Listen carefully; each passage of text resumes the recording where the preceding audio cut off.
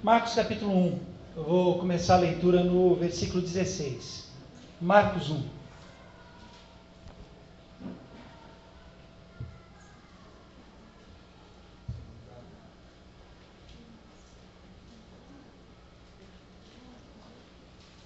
Marcos 1, começo aqui no 16. Caminhando pela praia do Mar da Galileia, Jesus avistou Simão e seu irmão André pescando com redes. Era nisso que trabalhavam. Jesus convidou-os: venham comigo. Vou fazer de vocês um novo tipo de pescadores, vou mostrar como pescar pessoas em vez de peixes. Sem fazer uma pergunta, eles simplesmente largaram as redes e foram com ele. Alguns metros adiante, perto da praia, ele viu os irmãos Tiago e João, filhos de Zebedeu, que estavam no barco, consertando as redes. Jesus fez aos dois a mesma proposta. Imediatamente, eles deixaram seu pai, Zebedeu, o barco e os empregados e o acompanharam. Deus nosso Pai, em nome de Jesus, nós estamos na Tua presença e eu quero te pedir que o Senhor fale ao nosso coração, como já tem feito tantas vezes, de tantas maneiras diferentes, no dia de hoje, nos últimos dias, que agora também seja um tempo que o Senhor nos abençoe com a Tua graça, com a Tua presença, resplandecendo em nós o Teu rosto, que a Tua palavra encontre morada no nosso coração, produza vida na nossa vida, para a honra e para a glória do Teu nome. Amém. Amém. Semana passada eu tentei compartilhar com vocês ali no Evangelho de João algumas possibilidades e algumas coisas acerca do reino de Deus e o fato de que Jesus, quando conversa com Nicodemos, ele traça uma linha bem clara e ele coloca pessoas de um lado dessa linha e pessoas do outro lado da linha. Jesus ele vem e fala assim: olha, eu vim para que vocês tenham vida, tenham essa vida em abundância. Deus amou tanto o mundo que me enviou para que todo aquele que nele creia em mim não pereça, mas tenha vida eterna. E a vida eterna é essa, que andem, obedeçam e caminhem com o meu Pai. Eu sou a luz, eu sou a porta. Todo o Evangelho ele fala isso, e na conversa com João ele resume essa situação. Há pessoas que um dia entregarão a vida ao Senhor, andarão com o Senhor, caminharão na luz e terão prazer em andar na luz. E há pessoas que, muito pelo contrário, não querem saber da luz, não estão nem aí para a luz, vivem da maneira que querem, vivem do jeito que acham que deve viver, fazem as coisas que acham que deve fazer, não dão satisfação para ninguém, para nada, e simplesmente seguem a vida. Jesus diz na conversa com Nicodemos que há esses dois tipos de pessoas, que o que é nascido da carne é carne, que o que é nascido do Espírito é Espírito, e que necessário vos é nascer de novo. E como é que eu nasço de novo? Pode um homem depois de velho voltar ao ventre? Toda aquela conversa do capítulo 3 que a gente viu na semana passada. Dentro desse contexto, eu tentei falar para você que em 10 anos de vida cristã, em 10 anos de comunidade, em 10 anos de caminhada enquanto comunidade local, enquanto esta igreja, nós teríamos muito do que nos alegrar, muito do que nos orgulhar, muito do que fazer de novo, exatamente da maneira que nós fizemos até este exato momento, e que algumas coisas, e entre elas o fato da gente não levar tão a sério o evangelismo ou a pregação da palavra, era algo que me preocupava. Lembram disso na semana passada? Tudo isso eu disse na semana passada. Que a gente precisaria, de alguma maneira, nos despertar para uma certa urgência em proclamar o evangelho, porque os dias são maus e, de fato, tudo aquilo que a Bíblia fala que vai acontecer mesmo. Jesus volta mesmo. Jesus vem buscar a sua igreja de verdade. Não é história, não é ladainha. O inferno existe mesmo. O diabo existe sim. Não é invenção do século I, século II, para colocar medo em criancinha. Estamos falando de coisas reais, de um mundo espiritual que está aqui exatamente nesse exato momento, inclusive. São coisas que a gente precisaria se despertar para que a gente conseguisse, de alguma maneira, compartilhar da nossa fé e compartilhar daquilo que nós cremos. E eu propus 3 coisas. A primeira delas, discernir a pessoa de Jesus, saber quem Ele é na nossa vida. Segundo delas, construir uma vida comunitária, pessoas que andam juntas, pessoas que caminham juntas, pessoas que adoram, pessoas que expõem a sua vida, que expõem as suas necessidades, pessoas que oram juntos, que vivem em comunhão. E terceiro, construir uma comunidade de fé que compartilhe aquilo que ela acredita, que ela vive, que ela crê. Hoje, necessariamente, eu não vou continuar tudo que eu já falei a semana passada, mas eu achei esse texto muito interessante. Na verdade, eu ouvi o Milton Lucas falar alguma coisa sobre ele lá no Intervinha, e achei que isso poderia dar um insight legal dentro da conversa que a gente já vinha trilhando. Primeiro, porque a conversa com Nicodemos é um convite para um novo nascimento com o Senhor. E agora, Jesus, quando você pega o capítulo 1, os primeiros versículos, Marcos, aliás, é muito legal. O Evangelho de Marcos, Jesus está sempre com pressa, Jesus está sempre fazendo alguma coisa. A impressão que dá é que os 3 anos de ministério de Jesus, quando a gente lê o Evangelho de Marcos, foi algo que aconteceu em dias. E correndo, e o tempo todo fazendo, o tempo todo falando, milagres acontecendo, portas se abrindo, o céu se manifestando. O Evangelho de Marcos é muito dinâmico. No capítulo 1 ainda, antes dessa conversa com os irmãos pescadores ali, Jesus estava no deserto, e durante 40 dias Jesus passou no deserto.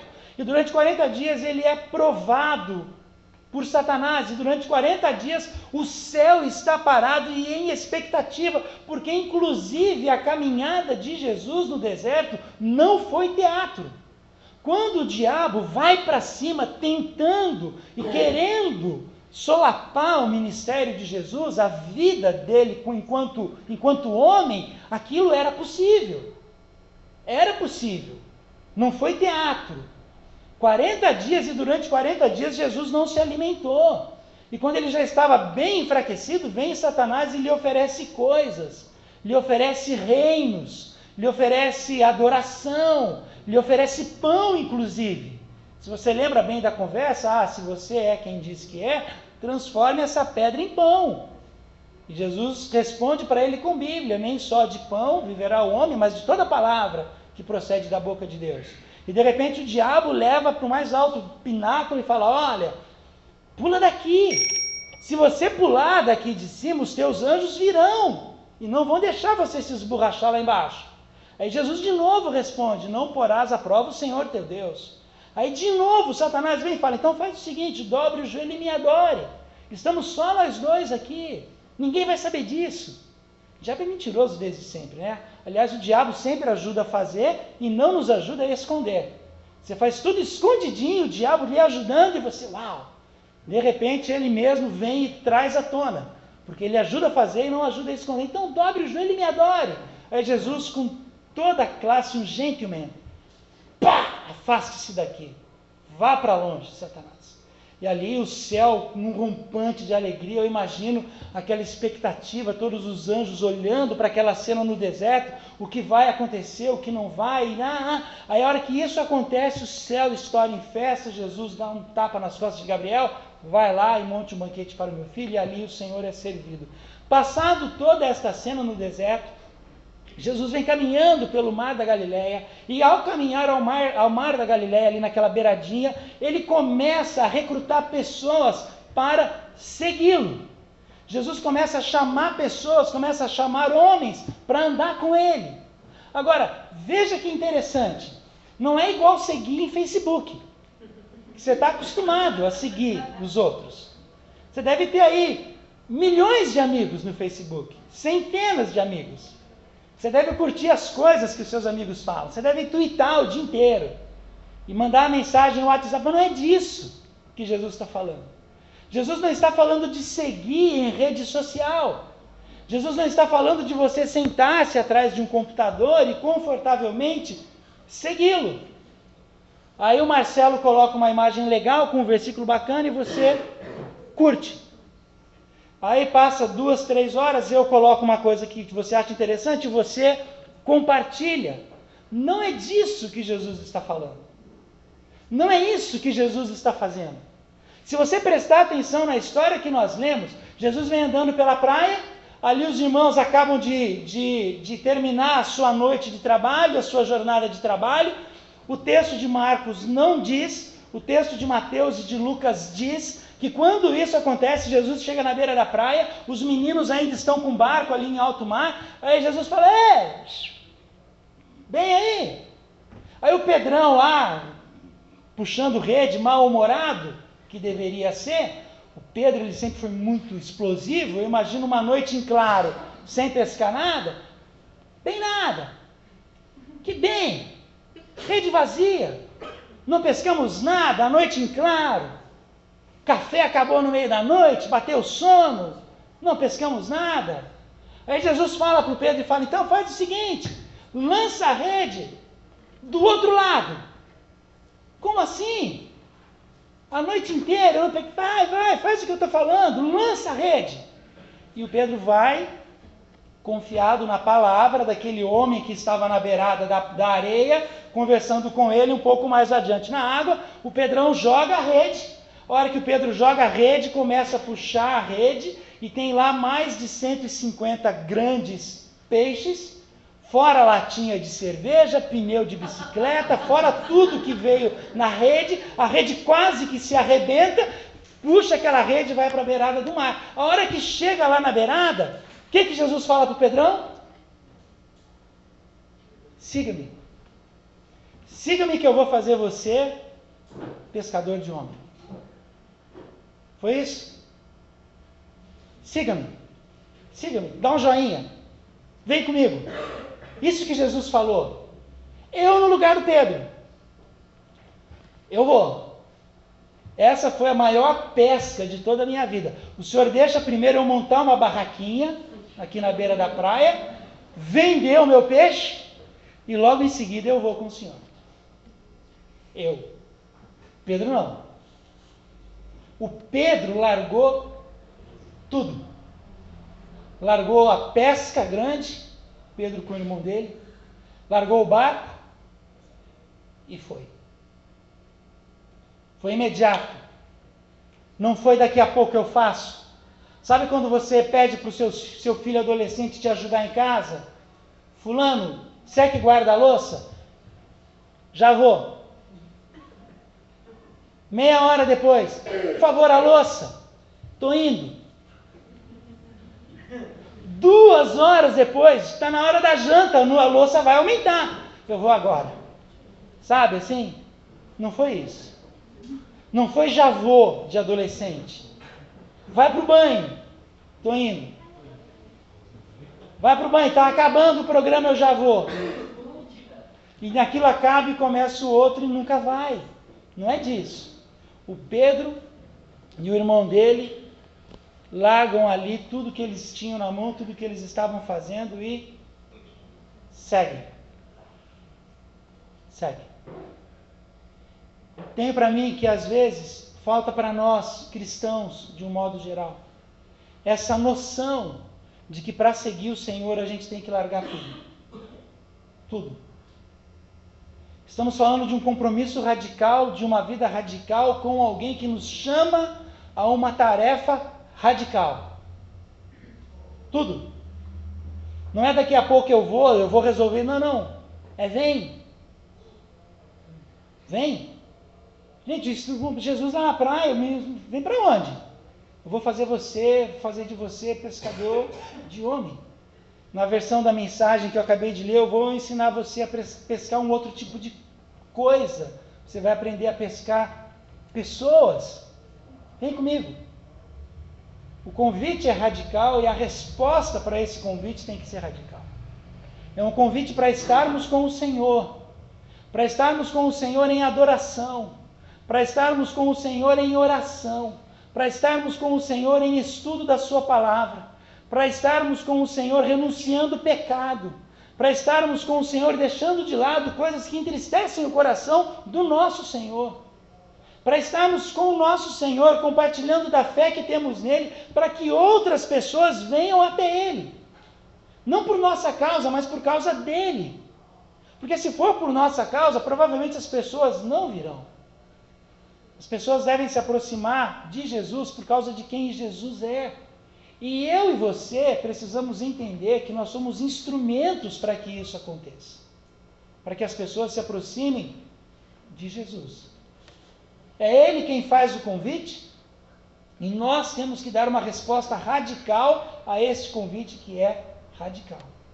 E a gente é instrumento para que isso aconteça. Venham e sigam-me e eu farei de vocês pescadores de homens. Em outras palavras, precisamos aprender a honrarmos o Senhor com a nossa vida. Estamos sendo convidados para uma atividade radical que é influenciar pessoas. Os seus amigos, quando olham para a sua vida, eles têm mais vontade de conhecer de Deus ou menos vontade para saber de Deus? As pessoas que você anda, as pessoas que você conversa, as pessoas que você trabalha, as pessoas que você estudam, quando elas estão com você, elas têm mais curiosidade para saber coisas acerca de Deus ou elas nem sabem que você crê em Deus?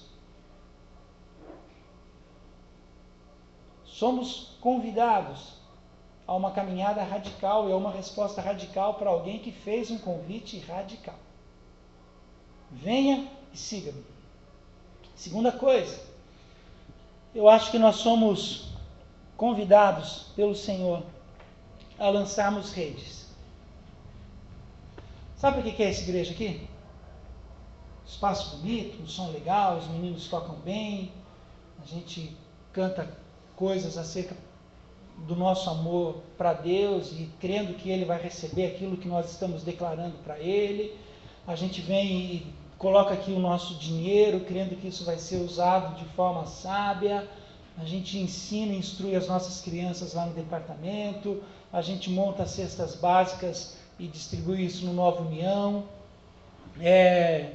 Agora em julho, o pastor Luiz Matos, lá da Visão Mundial, vai estar aqui com a gente. O Luiz Matos e o Cacau, jogador de futebol aqui de Mogi, estão com um trabalho lá no Conjunto Jefferson, e o Luiz Matos vai vir explicar desse trabalho para a gente se envolver nisso através da Visão Mundial, e a gente gosta, a gente se alegra com esse negócio. Sabe para que a gente faz tudo isso?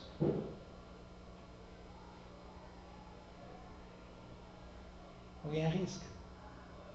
A gente faz tudo isso crendo que em fazendo tudo isso, alguns entenderão quem é o Senhor e vão querer seguir o Senhor. Por isso. A gente dá cesta básica para as pessoas porque acredita que alimentando essas pessoas no corpo físico, de alguma maneira o Espírito Santo toca naquela alma e ele vai entender o que a gente está fazendo. A gente não é ONG. Se a gente não der cesta básica, a Igreja Católica dá, os kardecistas darão, a prefeitura vai fazer a obrigação dela, alguém faz. A gente não faz porque... A gente faz porque acredita que tem algo por trás disso que pode acontecer. A gente adora o nosso Deus por Ele ser quem Ele é, crendo que ao adorarmos ao nosso Deus, as pessoas vão se interessar em saber quem é esse Deus que você adora tanto. Por que você fala tantas palavras de amor para um Deus que você nem vê? Alguém já viu Deus? A gente não vê. A gente tem dificuldade em ouvir a voz dele, discernir a voz dele em meio a tanto barulho. A gente ora às vezes com falta de fé. Puxa vida, eu estou orando, a minha oração não passa desse teto. Aliás, agora eu tenho um plano de saúde, parei de orar, porque o SUS, o plano de saúde, está melhor que minha oração.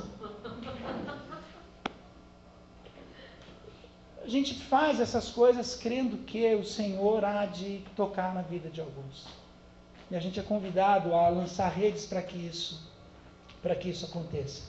A igreja não tem a ver com esse prédio maravilhoso, com som, com cadeira, não. A igreja tem a ver com pessoas, tem a ver com gente sendo salva. Você já parou para pensar que você caminhava a passos largos numa direção que se distanciava cada vez mais com Deus, e porque alguém falou de Jesus para você, você está aqui hoje? E você já parou para pensar que da mesma maneira que você precisou ouvir desse evangelho, tem muito amigo seu que precisa ouvir desse evangelho? Muito parente, muito primo, muito tio, avô, avó, colega de trabalho. Gente, pessoas. E a gente está aqui para fazer isso. O dia que a gente parar de falar de Jesus para as pessoas, a gente pode fechar aquela porta e ir embora, o último tranque e apagar a luz, por favor. Porque a nossa função é falar do Evangelho de Jesus para as pessoas. Jesus continua, e daí Jesus já não está mais sozinho, e ele vai na caminhada ali, e ele encontra outros 2 irmãos, versículo 18, se não me falha a memória. Alguns metros adiante, versículo 19, perto da praia, ele viu os irmãos Tiago e João. Primeiro, Pedro e André. Pedro e André, Jesus agora continua a caminhada, alguns metros adiante, eles olham e ele encontra ali mais 2 irmãos, Tiago e João, filhos de Zebedeu. Eles estavam no barco consertando as redes. Jesus fez aos 2 a mesma proposta. Imediatamente eles deixaram seu pai, Zebedeu, o barco e os empregados e o acompanharam. Mesmo convite, mesma proposta, o João e o Tiago também largam tudo o que estavam fazendo e vão. Tudo, imediatamente. O convite é radical, a resposta tem que ser radical. É assim que funciona com Jesus. E daí ele vai. Agora, o que é interessante?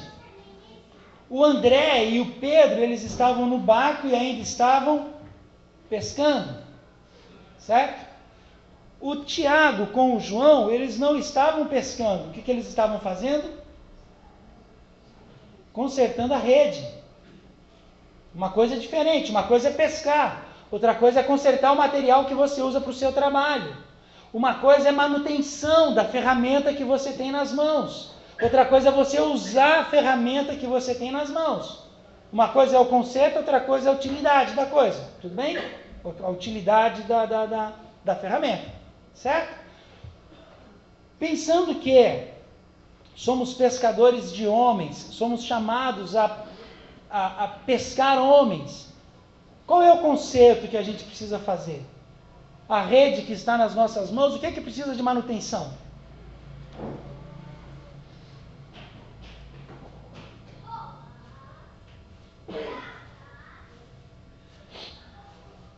Marcos, o que é que precisa de manutenção? Também não sei. Fica tranquilo. O que é que a gente faz manutenção? Na nossa vida. Fazemos manutenção na nossa vida, fazemos manutenção em relacionamentos. Meus irmãos, se igreja é relacionamento, se igreja é família, e eu falei isso na semana passada, isso daqui precisa de manutenção constantemente. Constantemente as redes precisam ser consertadas. Redes de relacionamento, redes de amizade, redes de trabalho, redes de afetividade, redes de amor, redes de perdão. É manutenção constante. Se eu lanço a rede, eu levo em conta que eu estou pescando homens e quero atrair homens e mulheres para um relacionamento com o Senhor, o que é que tem que estar em dia? Relacionamento. Entre nós. E já disse alguém certa vez que a igreja, não o prédio, a igreja em si, é igualzinho à Arca de Noé.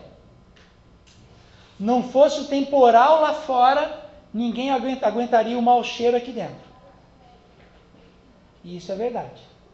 Imagine a Arca do Noé, tudo fechado, lacrado, aquele monte de animal lá dentro, o sistema de esgoto dessa arca, como era. O cheiro lá dentro da arca. A alimentação precária. Noé dobra o joelho e ora assim, Senhor, um porquinho hoje, pode? Diz, não. Como matar um porquinho hoje? Não pode. Pode. Não fosse a situação lá fora da chuva, o ambiente dentro da arca seria insuportável. Da mesma forma a igreja. Não fosse o temporal lá fora, tentando arruinar nossas vidas, nossos filhos, nossas famílias, isso daqui seria insuportável. Esse ambiente constantemente precisa de conserto, precisa de ajuste, precisa de perdão. Um precisa olhar no olho do outro e falar, eu errei com você, me perdoa, por favor. Eu falei o que não devia ter dito e ter falado. É amor e perdão constantemente. Eu não vou na igreja porque só tem hipócrita. Meu amigo, só tem hipócrita e você é mais um entre nós. É assim mesmo, somos assim. Gente, seres humanos, imperfeitos, errados, erramos com os outros erram conosco, falamos além da conta, falamos o que não devemos, ouvimos o que não queremos. Isso é igreja. Isso é relacionamento humano. Por isso as redes constantemente precisam ser consertadas. Por isso o perdão é pedido, o perdão é dado. Por isso as coisas conseguem caminhar e seguir como devem ser.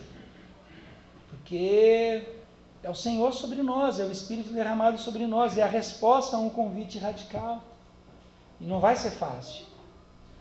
Onde você colocou pessoas para se relacionar, para se envolver, você vai saber de problemas. Seja igreja, seja clube de teatro, clube de xadrez, seja escola, o que for.